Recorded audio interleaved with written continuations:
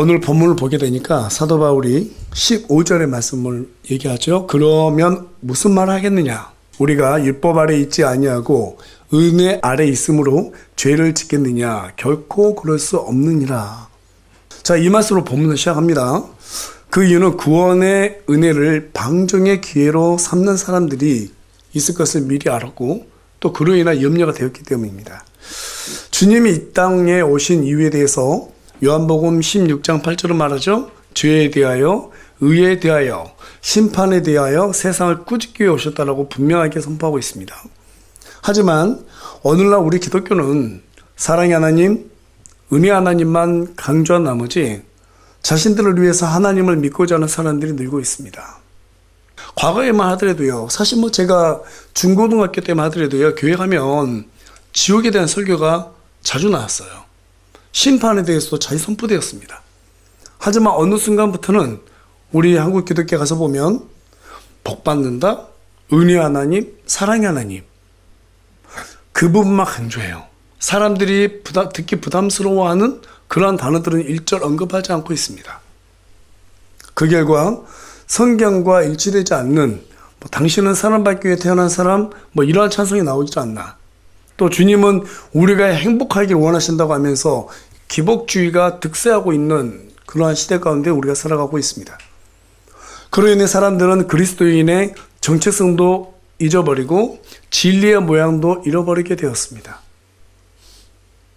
그래서 오늘은 의의 종답게라는 주제로 여러분과 함께 말씀을 나누고자 합니다. 오늘 말씀을 나눌 때 저와 여러분이 죄의 종이 아니라 하나님께서 기뻐하시는 의의 종의 모습으로 살아가기를 결심하는 귀한 시간이 되기를 간절히 소망합니다.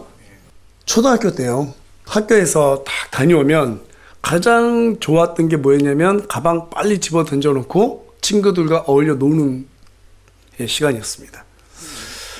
그러다가 숙제 안 하고 학교에 가면 선생님한테 혼나기를 한두 번이 아니었죠. 그때 알았어요. 숙제하고 노는 것과 숙제하지 않고 노는 건 다르다. 똑같이 노는 건데, 노는 자유가 있는데 숙제하고 놀면 어때요?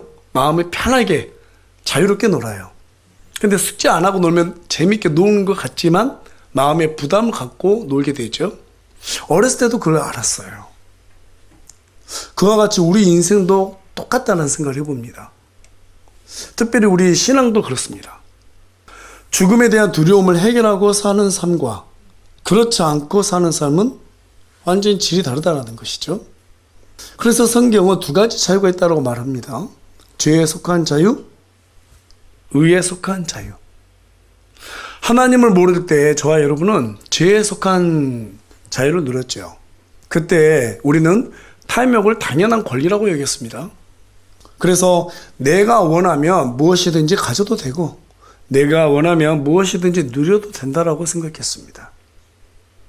뿐만 아니라 쾌락은 행복의 기준이라고 생각했기 때문에 더러운 욕정을 즐기며 사는 것도 심지어는 우리 자신을 해치는 것도 자유라고 생각을 했습니다.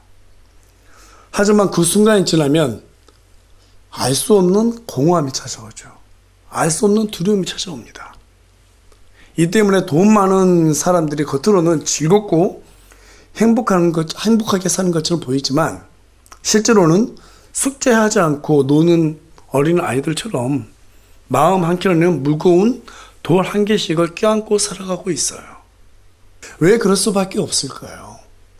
정말 우리가 돈도 많고 나름 명예도 있고 권력도 있고 사람들 앞에 아쉬운 거 하나 없는데 살다 보면 막 그걸 즐기다 보면 마음 한켠에 뭔가 뻥 뚫려 있는 그런 느낌을 절대로 잊어버릴 수가 없다는 거죠. 저는 태어났을 때부터 하나님을 믿었지만 교회에 다녔다고 말하는 게 좀 더 정확하겠죠. 그리고 언제 구원받았는지 정확히 기회가 안 나요. 하지만 어쨌든 간에 철이 들고 한 중학교 한 2, 3학년 때 이때쯤에 하나님을 믿는 게 정말 기쁜 마음이 있었어요. 그리고 정말 하나님을 위해서 중고등학교 시절에 참 열심히 살았고요. 그리고 대학 갔습니다. 대학 갔는데 그때 당시에는 카니발이라는 게 있었어요. 학과마다. 그래서 각각 짝꿍 하나씩 데려오라고 그러고 나이트클럽 가서 달빛 통째로 빌려서 막 놀았던 때가 생각나는데 머리털 고 처음으로 나이트클럽 갔는데 거기에서 막 좋은 댄싱 음악 같은 거 있잖아요. 나오는데 친구들은 다 춤추고 그래요. 그렇게 놀아본 적이 없어가지고 춤도 못 추고 그러긴 하고 있습니다. 흥겨운 음악이 막 나오는데 그때 처음으로 이상한 감정을 느꼈어요. 외로운 거예요. 되게 불편하고 외로운 거예요. 막 즐거워야 되는데 외로운 거예요. 술 먹으니까 함께 선배들이 주니까 먹어봤어요. 근데 먹을 때마다 마음속에 죄책감이 드는 거예요. 편하게 먹기가 어렵더라고요. 그래서 제가 전에 여러분들께도 말씀드렸지만 술 먹을 때 하나님 죄송합니다라고 기도하고 먹었다고. 근데 그게 우리 그리스도인들이 외면할 수 없는 그런 어떤 부담감이 있거든요. 세상 사람들도 겉으로는 다시 한번 말씀드리지만 막 좋아하고 행복해하는 것처럼 보이지만 마음에 뭐가 있어요? 공허함이 있을 수밖에 없어요. 뭔가 모르는 죄책감이 항상 있습니다. 왜 그런가? 창세기 1장 26절, 로마서 1장 21절에 가서 보면 사람은 누구의 형상대로 지음받았다고 말하고 있어요? 하나님의 형상대로 지음받았다는 거예요. 하나님의 형상대로 지음받았기 때문에 사람은 하나님께서 창조하신 세상의 모든 것들을 통해서 그분이 존재하고 있다는 사실을 모를 수 있다 없다? 없다라는 거예요. 모를 수가 없다라는 거예요. 다 알고 있다라는 거예요. 애써 애면한다라는 거예요. 유일하게 하나님의 존재를 외면할 수 있게 해주는 것이 있다라면 그것은 죄입니다. 죄. 우리 하나님은 완벽하게 거룩하시기 때문에 죄인들과는 함께 할 수 없어요. 그래서 죄를 지으면 외면할 수 있게 되는 거예요. 죄는 언제 어디서든지 간에 거룩하신 하나님의 성품, 그분의 형상을 깨뜨릴 수 있는 것입니다. 그게 유일한 마귀의 무기예요. 하지만 로마서 6장 23절에 가서 보니까 죄의 삭은 뭐라고 말하고 있어요? 사망, 죽음이라는 거예요. 죄의 삭은, 죄 짓는 사람 모두 다 죽는다. 지옥의 정죄를 받는다는 거예요. 다 지옥으로 떨어진다는 거예요. 죄의 삭은 이처럼 사망이기 때문에 죄가 가져다 주는 죽음에 대한 두려움은 물리칠 수가 있다 없다? 물리칠 수 없다라는 거죠. 다시 말해서 인간은 하나님의 형상대로 지음받았기 때문에 죄를 지으면 누구든지 그 지옥에 대한 두려움으로부터 완전해질 수 없다라는 거예요. 해방될 수 없다라는 거예요. 그래서 어렴풋이 알아요. 내가 가지고 있는 이 두려움이 뭐지? 왜 내가 죽음을 두려워하지? 그 마음이 분명하게 살아서 꿈틀꿈틀 거린다는 거예요. 그게 바로 종교성이에요. 그래서 죄를 지은 아담과 이브가 선악과를 먹고 난 다음에 가장 먼저 어떤 일을 했죠? 숨었어요. 하나님의 낯을 피해서 숨었다라고 성경은 말해주고 있습니다. 죄는 반드시 하나님을 피하고 숨게 돼 있어요. 그래서 사람들이 복음을 미워합니다. 왜? 불편하기 때문에. 하나님만 피하면 얼마든지 죄에 속한 자유를 누릴 수 있는데 복음을 받아들이면 왠지 그렇게 못 살 것 같거든요. 그게 부담되거든요. 모든 인간은 내가 하던 대로 사는 거, 익숙함에 거기에서부터 안정성을 느낍니다. 평안함을 느껴요. 그런데 그 부분이 아니다. 거기에서 벗어나라고 말하면 지금 내가 지금까지 살아왔던 모든 것을 어떻게 해야 돼요? 바꿔야 되잖아요. 거기에서 불편함을 느끼는 거예요. 하지만 성경은 모든 죄인들에게 지옥 형벌을 피할 수 없다라고 말하고 있고 안 믿는 사람들조차 지옥이 저주의 장소라는 사실을 알고 있습니다. 그러면 하나님을 믿으면 되는데 왜 죄의 종으로 살아가는 것을 끊지 못하고 즐기고 있는가? 범죄 심리학에 가서 보면 범죄 경제 이론이라는 것이 있어요. 범죄 경제 이론의 학설은 사람은 죄의 대가로 치르게 될 형벌보다 죄가 주는 쾌락을 더 사랑하기 때문에 죄를 자행한다는 거죠. 다시 한번 말씀드릴게요. 사람은 죄로 인해서 받을 형벌보다 죄로 인해서 얻어질 쾌락을 더 좋아한다, 안 좋아한다? 더 좋아한다는 거예요. 또 한편으로는 내가 안 들키면 되잖아. 그런 마음도 있어요. 그런 기대 심리가 있습니다. 그래서 사람들은 그 쾌락, 형벌보다 쾌락을 더 사랑하기 때문에 하나님을 알기 전에 죄에게 순종하는 죄의 종으로 살았다라고 오늘 본문에 있는 16절은 우리에게 말해주고 있어요. 그러나 이제는 주님을 믿고 구원받은 의인, 즉 저와 여러분 전부 다 하나님 믿고 의인이 되었죠? 아멘이십니까? 예, 다 의인이 되었어요. 그래서 우리가 어떤 신분이 되었다라고 성경 우리에게 말해주고 있습니까? 우리 다 같이 18절 말씀 한 목소리 읽겠습니다. 시작. 이로써 죄에서 해방되어 의의 종이 되었느니라.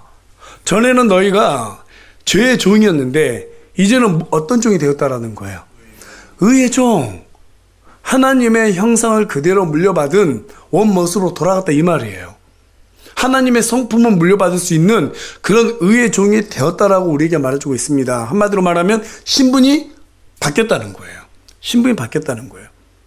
여러분, 죄의 종에서 해방되었다, 의의 종이 되었다, 이 말은 무슨 말인가 하면 저와 여러분이 이제는 죄의 유혹을 이길 수 있는 능력도 함께 부여받았다 이 말이에요. 믿으세요 여러분? 난 어쩔 수 없이 죄를 지어요. 난 죄인이기 때문에 어쩔 수 없어요. 그런 변명이 안 통한다는 거예요. 구원받은 사람에게는 충분히 그 죄도 이길 수 있는 능력도 부여받았다. 하나님의 거룩하신 성품이 우리에게 옮겨졌기 때문에 그렇습니다. 그럼에도 불구하고 저와 여러분이 여전히 죄를 따라가는 이유가 무엇일까요? 죄의 종이었을 때 그 시절, 그 습관, 그것을 아직도 그리워하고 있기 때문이죠. 옛사람을 여전히 그리워하고 있기 때문에 그 부분을 여전히 끊어내지 못하고 있는 거예요. 여러분, 그 담배 끊는 사람들이 가장 어려워하는 게 어떤 거예요? 제가 이번에 한 2주 동안 연수받으러 갔는데 담배 피우는 사람과 피우지 않는 사람이 딱 구분되더라고요. 담배 피우는 사람들은 시간만 끝나면 자기들끼리 모여가지고 한 대씩 피워요. 정말 매 시간마다 피우더라고요. 이미 습관이 되어 있는 거예요. 어떤 일 하면 피운다. 어떤 일 하면 피운다. 심지어 교회 다니면서도 예배 끝나면 가서 피우는 사람들도 있죠. 뭔가 내가 일을 했어요? 그러면 끝나면 항상 피운다는 게 습관이 되어 있어요. 사람들이 사실은 담배를 끊지 못하는 이유가 담배 그 자체가 좋아서라기보다는 담배 피우는 습관을 끊어내지 못하기 때문에 끊지 못한다고 말들 하더라고요. 뭐 저는 안 피우니까 모르겠지만. 죄도 마찬가지입니다. 죄도 이 담배나 술 이런 것처럼 중독이에요. 습관이에요. 저와 여러분이 하나님 앞에서 의의 종이 되었다라면 그 죄에 대한 습관, 그 중독, 거기에서부터 끊어내고 벗어나기로 작정을 해야 돼요.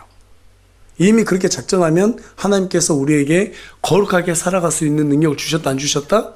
이미 주셨다라는 거예요. 그렇다면 좀 더 구체적으로 어떻게 해야지 우리가 죄의 습관을 끊어내고 의의 종으로 살아갈 수 있을까요? 자, 우리가 19절에 가서 보니까 우리가 죄에 연약하다는 사실을 인정해야 된다라고 말합니다. 우리가 죄에 연약하다, 죄에 취약하다는 사실을 인정해야 된다는 사실이에요. 그 사실을 인정할 수 있도록 돕는 것이 뭐죠? 율법이에요. 하나님의 명령이다 이 말이죠. 자, 그런 의미에서 우리 다 같이 로마서 7장 7절 8절 말씀 한 목소리 읽겠습니다. 시작. 그러면 우리가 무슨 말 하겠느냐? 율법이 죄냐? 결코 그럴 수 없느니라. 아니라 오히려 율법을 통하지 않고서는 내가 죄를 알지 못하였으리니 율법이 너는 탐내지 말라 하고 말하지 아니하였더라면 내가 탐욕을 알지 못하였으리라. 그러나 죄가 명령을 통해 기회를 틈타 내 안에서 온갖 종류의 욕정을 이루었나니 이는 율법이 없으면 죄가 죽었기 때문이라. 사도 바울은 뭐라고 지금 말하고 있어요? 탐욕이 죄라는 사실을 알려주지 않았더라면, 율법이 말해주지 않았더라면 나는 탐욕이 죄라는 것을 알지 못했을 것이다 라고 말해주고 있는 거예요. 이 말이 무슨 말인가 하면 우리는 죄에 너무나도 익숙해져 있기 때문에 자기 합리화를 통해서 뭐 이쯤이야, 여러분 다 아시잖아요, 그쵸? 이쯤이야 어때? 다른 사람들도 다 하는데. 이것만큼 좋은 합리화가 없어요. 다른 사람도 다 그렇게 사는데 뭐 이 정도는 어때? 술 좀 먹으면 어때? 여러분, 성경에서 술 먹어도 된다고 말해요? 먹으면 안 된다고 말해요? 좀 애매하죠? 술에 취하지 말라고 말하죠? 이는 방탕함이니 거기에는 과도함이 있다고 말합니다. 오히려 성령에 충만하라 라고 말하고 있어요. 이 말은 먹지 말라는 소리예요? 먹으란 말이에요? 먹지 말라는 소리죠. 예. 근데 이제 대부분 사람들 어떻게 합리하냐면 술에 취하지 말라고 그랬어. 그 뒷구절 안 봐요. 그렇죠? 술에 취하지 말라고 그랬으니까 취하지 않을 정도로 먹으면 돼. 그런데 뭐 한 번 먹으면 취하지 않도록 먹어지든가요? 또 안 먹어본 사람처럼 저를 이렇게 쳐다보지 마시고. 잘 안 되죠. 절제가 잘 안 됩니다. 우리한테는 그런 합리화가 있어요. 그게 바로 죄성이에요. 죄성이에요. 제가 뭐 여러분 술 먹고 뭐 담배 피면서 막 정죄하려고 하는데 이런 말씀 전하는 게 아니고, 우리한테 뭐가 있다? 합리화시키고자 하고 싶은, 그러니까 죄와 뭔가 좀 밀착되고 싶어 하는 그런 마음이 있다라는 거예요. 그런 마음이 있다라는 거예요. 그것을 성경은 죄성이라고 말하고 있거든요. 그래서 지금 사도 바울이 말하는 거 뭐라고 말해요? 지금 조금 전에 읽었던 8절 가서 보니까, 그러나 죄가 명령을 통해 기회를 틈타 내 안에서 온갖 종류의 욕정을 이루었다라고 말하고 있습니다. 이는 율법이 없으면 죄가 죽었기 때문이라. 그러니까 율법이 우리에게 너는 죄인이라고, 야 너 그것은 죄야 라고 말해주지 않는다면 우리는 죄를 안 본다는 거예요. 외면한다는 거예요.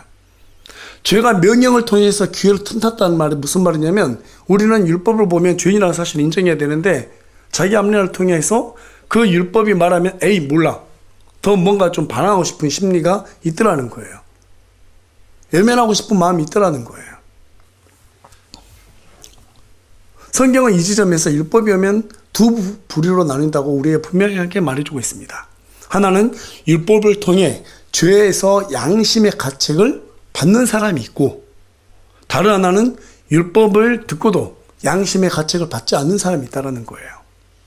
율법을 통해서 죄 앞에서 양심의 가책을 받는 사람은 스스로 율법을 지킬 능력이 있다 없다? 없다라는 사실을 알아요. 나는 율법을 지킬 수 있는 능력이 없구나. 성경에 기록되어 있는 모든 율법을 나는 지킬 수가 없구나. 지나가는 여자를 보고 음욕을 품으면 이미 그 사람은 간음하는 자라고 말하고 있죠. 우리의 모든 죄는 어디에서부터 시작되니까?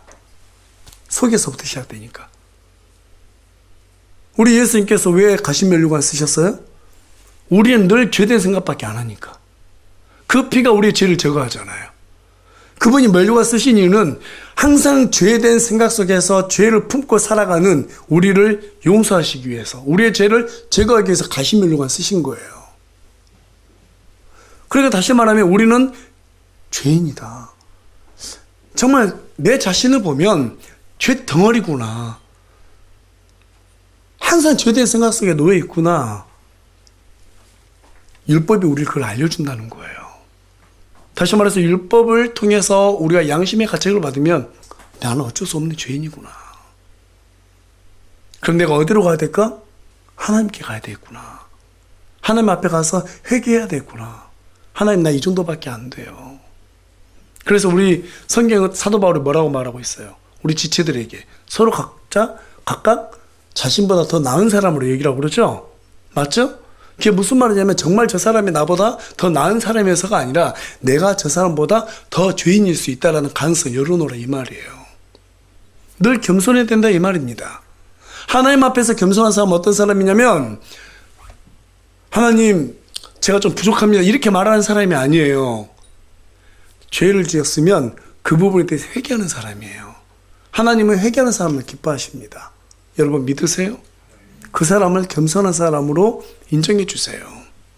그래서 우리가 잘못하면 하나님 앞에 가는 거예요. 하나님 이걸 죄라고 그랬는데 제가 스스로 그것을 모른 척 했어요. 잘못했어요. 외면했어요. 하나님 앞에 제가 용서를 구합니다. 그렇게 기도하면 기도할수록 우리의 양심이 어떻게 돼요? 하나님의 능력으로서 예민해지는 거예요. 민감해지는 거예요. 성령님이 우리 안에서 그거 죄야 알고 있잖아. 그때 우리가 하나님 앞에 바로 회개해야 되는 거예요. 죄송합니다. 하나님 제가 오늘 마음속에 좋지 않은 마음 품었습니다. 그것마저도 하나님 앞에 용서를 구해야 되는 거예요. 그렇게 했을 때 하나님께서는 우리를 거룩하다고 인정해 주는 겁니다. 여러분 성장의 과정에서 죄를 짓는 것은요 연약함을 깨닫는 과정입니다. 그렇다 해서 날마다 죄지라는 소리 아닙니다. 예. 하나님께서는 우리의 모든 죄를 용서해 주세요. 하나님께서 미워하는 사람은 죄인이 아닙니다. 회개하지 않는 사람이에요. 진정으로 자신의 죄를 회개하는 사람은 하나님으로부터 용서를 받고 또다시 그 죄를 짓지 않기 위해서 주님의 명령을 두려워하는 사람이에요. 하지만 율법을 가볍게 여기는 사람은 죄가 죄로 인식되지 않습니다. 때문에 양심이 무뎌집니다. 죄를 죄로 느끼지 않게 됩니다. 알면서도 무시합니다. 이것만큼 하나님께서 미워하는 사람은 없어요.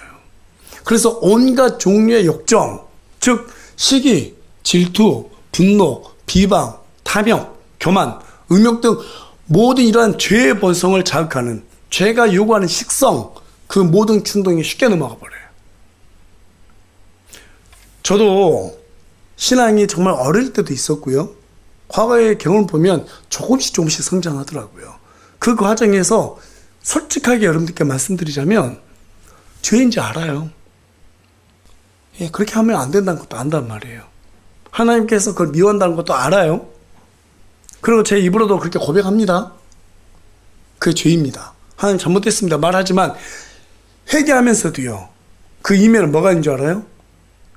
그 일을 다시 하고 싶다. 이거 진짜 회개 아닌 거예요. 그러니까 죄의 미련을 갖고 있다니까요. 그 죄의 미련마저도 회개해야 되는데 그 미련마저도 소유하면서도 한편에 딱 숨겨놓고 하나님 앞에 기도해요. 이게 얼마나 위선인지 몰라요. 여러분 그런 마음 있잖아요. 그렇죠? 부모님께 잘못했어요. 당장 앞에서 체벌받기 싫으니까, 혼나기 싫으니까 잘못했다고 말해. 근데 속으로는 뭐가 있어요? 또 할 거야. 난 다음에 같은 일 생기면 또 하고 싶은 마음이 여전히 있어. 똑같은 거예요.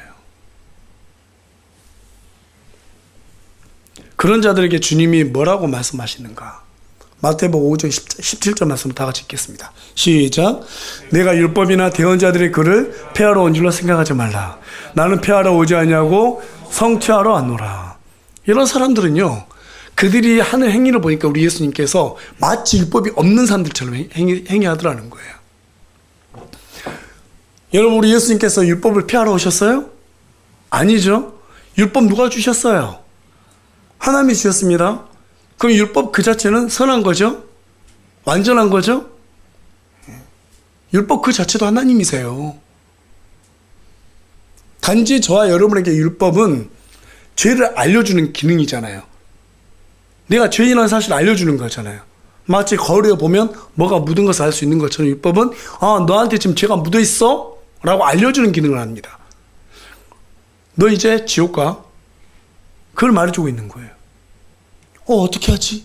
여러분, 베드로가 오순절 마가의 다락방 사건을 통해서 성령을 받고 사람들에게 복음을 선포했습니다. 그날 하루에 몇 명이 구원받았어요? 3,000명이 구원받았어요. 근데 그 사람들이 어떻게 구원받았어요? 사도 베드로의 복음을 듣고 이제 우리가 어떻게 하면 좋겠느냐? 그렇죠? 자기들의 죄들이 너무나 크다는 걸 알았어요. 하나님께서 약속하신 그 메시아를 자신들이 죽였거든요. 그것만큼 더 큰 죄가 없잖아요. 어떻게 하면 좋겠느냐고. 정말로 안전부정 못하는 거예요. 그때 베드로가 예수님을 믿으라고 말하죠. 그때 그들이 구원을 받게 되는 거예요. 바로 이 율법의 기능은 너희들이 죄인이야. 어떻게 하면 우리가 죄사함을 받을 수 있지? 그걸 알려주는 게 바로 율법이란 말이에요. 우리 예수님께서는 그래서 여전히 구약이냐 신약이나 다 율법이 중요하다고 말합니다. 1.1획도 없어지지 않고 완전 다 이룬다고 말씀하셨잖아요. 여기에서 율법을 성취하셨다라고 하는 말씀은 율법이 우리에게 요구하던 죄에 대한 형벌, 그 형벌을 주님이 대신 받음으로써 우리를 더 이상 죄 아래 두지 않고 어디 아래 두셨다? 의 아래 두셨다라는 거예요. 다시 말해서 우리가 법을 어긴 대가로 100억짜리 벌금이 생겼어요.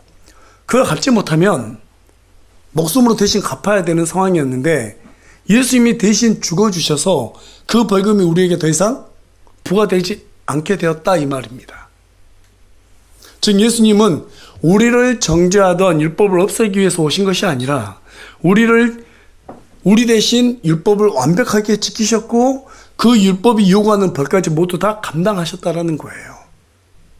그래서 율법이 요구하던 모든 조건은 완성시켰다. 즉 성취하셨다 이 말입니다. 그래서 우리는 더 이상 죄의 종이 아니라 뭐의 종이 되었다? 의의 종이 되었다 이 말이에요. 그래서 우리가 하나님의 말씀대로 순종하며 살아야 된다. 지금 이 얘기를 하고 있는 겁니다. 너희들이 전에는 죄에게 순종하고 살았는데 이제는 어디에 순종해야 된다? 하나님의 의, 하나님의 말씀에 순종하며 살아야 되는 그러한 존재가 되었다. 그렇게 살려면 우리에게 뭐가 필요해요? 순종의 의지가 필요하죠. 순종의 의지. 그래서 19절은 계속해서 말합니다. 이제는 너희 지체들을 의에게 종으로 내주어 거룩함에 이르라. 뭐에 이르라고요? 거룩함에 이르라. 여러분, 하나님의 의라는 것은 도덕적으로 착하고 선하게 되는 것을 의미하는 것이 아닙니다. 복음으로 사람들의 생명을 살리는 데 있어요. 의라고 하는 것은 하나님의 뜻이에요. 하나님의 뜻. 하나님의 뜻대로 사는 게 의로움이에요. 단지 우리가 윤리적으로 도덕적으로 선해지는 것을 하나님께서 원하는 것이 아니고 그보다 더 높은 선, 바로 사람들의 생명 살리는 것이에요. 거기에 초점을 찍으라고 마침표를 툭 찍어놓은 겁니다. 그래서 율법의 마침표가 바로 구원이에요. 사람들을 구원시켜라. 내가 너희를 구원시켰듯이 너희도 이제 그 구원을 완수시켜야 된다라고 우리 예수님께서 율법의 마침표가 딱 태워주신 거예요. 그렇다면 구체적으로 우리는 어떻게 살아야 될까요? 20절 말씀 다 같이 읽습니다. 시작. 너희가 죄의 종이 되었을 때에는 의로부터 자유로웠느니라. 우리가 죄의 종이었을 때는 의로운 행동을 생각하지 않아도 됐다 이 말이에요. 여러분, 죄진이라 바쁜데, 탐욕스럽고 쾌락을 즐기느라 바쁜데 사람들은 뭐 복음으로 살려야 되겠다 이런 말 생각을 할 수가 없잖아요. 거기로부터 자유로웠다는 거예요. 자유로웠다. 하지만 이제 우리가 주님을 믿고 의로운 사람이 되었어요. 그렇다면 어떻게 살아야 된다는 거예요? 의로운 길을 자연스럽게 해나가야 된다. 반대로 죄로부터 너희들이 이제 더 이상 자유로울 수 없다 이 말이에요. 다시 말해서 죄의 종으로 살아갈 때 의를 무시하는 자유를 누렸다라면 이제는 반대로 죄를 무시하는 자유를 누리는 것이 마땅하다라고 우리에게 말해주고 있는 것입니다. 한마디로 거룩함으로 하나님의 뜻을 행해야 된다는 거예요. 여러분, 거룩은 늘 순종을 동반합니다. 그리고 순종은 늘 거룩함을 동반합니다. 이 두 개의 순서는 어떻게 됐든 간에 함께 늘 긴밀한 관계를 갖고 있어요. 거룩하지 않고 순종할 수 없고요. 순종하지 않으면서 거룩해질 수가 없죠. 늘 이 두 가지 함께 움직입니다. 그래서 본문 16절은 순종의 종으로 의에 이르게 된다라고 말하고 있고 17절, 18절은 마음으로부터 순종함으로써 죄에게 해방되는 거룩함에 이르게 된다라고 말하고 있습니다. 자, 그렇다면 순종의 마음가짐이 어떤 마음인가? 순종의 마음이 어떤 마음인가? 우리 다 같이 빌립보서 2장 12절 말씀 읽겠습니다. 시작. 그러므로 내 사랑하는 자들아, 너희가 항상 순종한 것 같이 내가 있을 때뿐만 아니라 지금 내가 없을 때에도 더욱더 순종하여 두려움과 떨림으로 너희 자신의 구원을 일하여 드러내라. 개혁성경에는 너희 자신을 구원을 이루라라고 말하죠. 너희 자신의 구원을 이루라 이렇게 말하고 있는데 그건 잘못된 번역이죠. 더욱더 순종하여 두려움과 떨림으로 너희 자신의 구원을 일하여 드러내라. 근데 앞에 뭐라고 돼 있어요? 사도 바울이 지금 내가 없을 때에도 누가 본다 해서 열심히 하고 안 본다 해서 대충 하고 그렇게 하지 말라는 거예요. 보든 안 보든 하나님이 나를 지켜보고 계신다라고 생각하고 항상 어떻게 해야 된다? 두렵고 떨림으로 너희들이 구원받았어? 그렇다면 그에 맞는 행위를 드러내 보이라는 거예요. 그게 뭐라는 거예요? 순종이라는 겁니다. 순종. 여러분, 우리가 두렵고 떨리는 마음을 가져야 된다. 여기에는요, 저는 두 가지 의미가 있다고 봐요. 첫 번째는 내 힘으로 율법을 지키고 살 수 없다라는 거예요. 내 힘으로 순종할 수 없다라는 말입니다. 말씀을 통해 우리에게 길을 안내해 주는 성령님을 의지해야지만이 내가 하나님 안에서 살아갈 수 있다. 두 번째는 우리는 의의 종이기 때문에 구원을 가볍게 여기면 안 된다는 거예요. 죄의 종이 되는 일을 경계해야지만이 우리는 어떻게 해요? 하나님 앞에 거룩하고 순종한 삶을 살아갈 수 있죠. 여러분, 죄 짓는 것을 두려워하시기 바랍니다. 그러면 다시 죄의 종이 되는 거예요. 16절 말씀 가서 보면 너희가 어떤 사람에게 너희 자신을 종으로 내주어 순종하면 너희가 순종하는 그 사람의 종이 되는 줄을 너희가 알지 못하느냐. 혹은 죄의 종으로 사망에 이르고 혹은 순종의 종으로 의에 이르느니라. 우리가 이미 하나님을 믿고 구원받은 사람이라 할지라도 저와 여러분이 죄를 계속해서 짓게 된다면 우리는 여전히 다시 죄의 습관을 가지게 되는 죄의 종이 될 수 있다는 거예요. 그러면 하나님의 징계가 있다 없다? 징계가 있다라고 말합니다. 오늘날 많은 사람들이 이 부분을 간과합니다. 나는 구원받았어. 그러니까 나는 더 이상 징계가 없어. 이렇게 생각하는 사람들이 있는데요. 성경 그렇게 말하고 있지 않습니다. 요한일서 5장, 고린도전서 5장에 가서 보면 우리는 복음의 책무를 맡은 사람들이죠. 맞습니까? 복음의 책무를 맡은 사람에게 복음의 도구로 쓰임받는 위치가 있어요. 그 위치에 따라서 하나님께서 책임을 물어요. 여러분, 나중에 우리가 하나님 앞에 그리스도의 심판석 앞에 서게 되잖아요. 그때 가장 크게 책망받는 사람이 어떤 사람들이냐면 바로 하나님의 말씀을 선포하는 목회자들이에요. 하나님의 말씀을 맡아서 복음을 전하는 책임보다 더 큰 게 붙잖아요. 그래서 제가 여러분보다 더 큰 징계를 받는단 말이에요. 더 많은 보상도 받을 수 있지만 더 큰 징계도 받을 수 있어요. 여러분, 구약성경에 가서 보면 다윗이 있죠? 여러분, 왕이었어, 왕. 왕이 다른 여자 취한, 많은 여자들 취했습니다. 그렇죠? 그런데 다윗에게는 허락되지 않았어요. 왜 그랬어요? 다윗은 그리스도를 상징하는, 예표하는 인물이었고 다윗에게는 엄청나게 많은 책임이 그에게 주어졌습니다. 바세바를 포함했어요. 내가 왕인데 이 정도 할 수 있잖아. 이렇게 생각했던 거죠. 근데 하나님은 무섭게 징계하시죠. 무섭게 징계했어요. 사울왕도 마찬가지였습니다. 하나님께서 그 자리에서 쫓겨내시잖아요. 여러분, 복음의 책무를 맡은 사람이 죄를 지어서 하나님 앞에 덕이 안 되게 되면 하나님은 그에 따른 책임을 이 땅에 살아가는 동안 반드시 묻는다는 거예요. 반드시 묻는다는 거예요. 이 부분을 가볍게 여기면 안 된다는 사실이죠. 그래서 사도 바울이 더욱더 순종해라. 두렵고 떨림으로 너의 자신의 구원을 일하여 드러내라. 이렇게 말하고 있는 겁니다. 예수님 믿으면 다 좋을 것 같죠?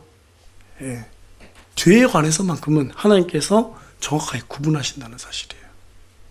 물론 믿음이 옅어가지고 아직은 뭘 모를 때가 있잖아요. 우리 스라처럼 아직 뭐 모르고 있는데 그때 가가지고 뭐 잘못했어요. 하나님 그럴 때 해서 막 크게 치고 그러진 않으셔요. 오래 참아주세요. 자기가 잘못됐다는 거 알아요. 복음을 전하면서도 그 잘못된 죄에 계속해서 노출돼요. 반드시 징계한다는 사실입니다. 믿으십니까? 예. 그렇다면 순종하기 위해서 우리에게 요구되는 이 마음의 자세가 무엇일까요? 고린도 후서 11장 3절 말씀 우리 다 같이 읽겠습니다. 시작. 그러나 뱀이 자기의 간교함으로 이불을 속인 것 같이 어떤 방법으로든 너희 마음이 그렇게 그리스도 안에 있는 단순함에서 떠나 부패할까 내가 두려워하노라. 여러분, 마귀의 속성은 뭐죠? 거짓말쟁이죠. 마귀는 거짓말쟁이에요. 거짓말쟁이는 누군가를 속여야 하기 때문에 항상 머리가 복잡해요. 계산해야 되거든요. 그러나 여러분, 진리는 거짓이 있어요, 없어요? 없어요. 모순이 있어요, 없어요? 없어요. 속일 의도도 없고 속일 수도 없어요. 그렇기 때문에 단순합니다. 계산 같은 거 하지 않아요. 다시 말해서 저와 여러분이 하나님 앞에 순종할 때는요, 하나님께서 하나는 명령, 그리고 그 뒤에 있는 약속, 그 약속을 믿고 명령한 대로 그냥 하면 되는 거예요. 명령한 대로 그렇게 하면 되는 거예요. 그게 단순함이에요. 단순함이에요. 자꾸 내 감정 개입하고 머리 막 돌리고 이러면 사람들이 좋아하겠지. 이러면 목사님이 좋아하겠지. 사람들한테 인정받겠지. 그런 후속 계산이 있으면요 절대 하나님 앞에 단순하게 신앙생활 못합니다.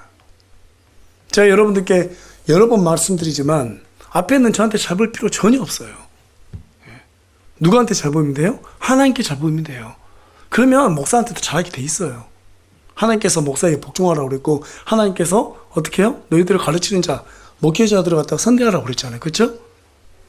하나님께 잘 보이기 위해서 저에게 잘 해주는 것은 복이 되는 거예요. 근데 저에게 잘 보이면 하나님께 복 받겠다라는 건 기복주의예요. 순서가 바뀌면 안 된다니까요. 순서가 바뀌면 자꾸 우린 계산하게 돼 있어요. 그냥 단순하게 하나님께서 명령하신 대로 하시면 되는 겁니다. 그러다 보면 하나님께서 그 사람 인정해 준다니까요. 맞습니까? 그러면 사람들에게도 인정받게 돼 있어요. 여러분 요셉 봐보세요. 노예로 팔렸잖아요. 얼마나 그 마음이 힘들었겠어요. 그것도 그렇게 믿었던 형제들한테. 근데 거기에서 낙심하지 않았습니다. 그냥 열심히 살았어요. 단순하게. 참 단순한 것 같아요. 요셉 보면. 그리고 보디발 아내한테 또 모함당해가지고 감옥에 갇혔어요. 얼마나 그 마음이 힘들었겠어요. 한 5년 정도 갇힌 것 같아요. 그런데도 그 속에서 그냥 열심히 살았어요. 그때 간수들이 가장 인정해주는 사람이 되었어요. 나중에 왕이 인정해줘요. 이게 보면 그렇더라고요. 하나님께서 사랑하시는 분들 보잖아요. 대부분 단순해요. 마음이 순수해져요.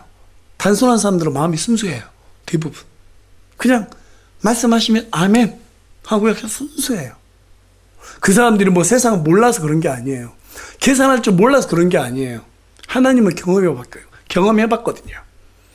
하나님을 경험해보니까 그냥 단순하게 하나님 말씀대로 살면 되는구나라는 것을 깨닫게 된 거예요.